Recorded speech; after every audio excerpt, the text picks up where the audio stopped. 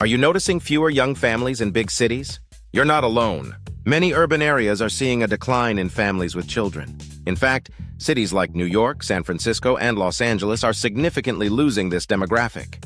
During the COVID-19 pandemic, families sought more space, moving to suburban or rural areas. From mid-2020 to mid-2022, young children populations dropped by 10% in large urban counties. Why is this happening? Americans aged 25 to 44, a prime time for starting families, are relocating to smaller towns. This shift affects city vitality and growth. Young families are essential for thriving communities. Their presence boosts city infrastructure and local economies.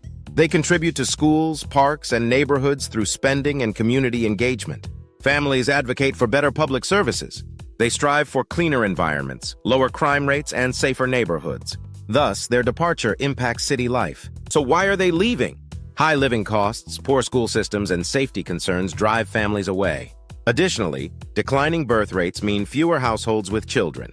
What happens when cities lose families? Socially and economically, the impacts can be severe. Schools may close, property values drop, and the local economy shrinks. However, some cities are thriving. Austin, Texas, has become a tech hub with a low cost of living and strong schools.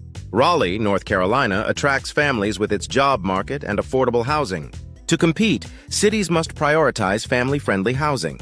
Developments should focus on affordable homes with amenities for families. Schools need better funding to provide quality education and resources. Safety measures are crucial too. Investing in community policing and safe pedestrian routes fosters a sense of security. Recreation is also vital. Safe parks and walkable neighborhoods attract families. Hosting community events like farmers markets and seasonal festivals can strengthen community ties. Families want places that feel welcoming and vibrant. Cities may not achieve all these goals quickly, but focusing on one or two can spark positive change. Let's reverse the trend and make cities great for young families again. Join the movement to create welcoming communities.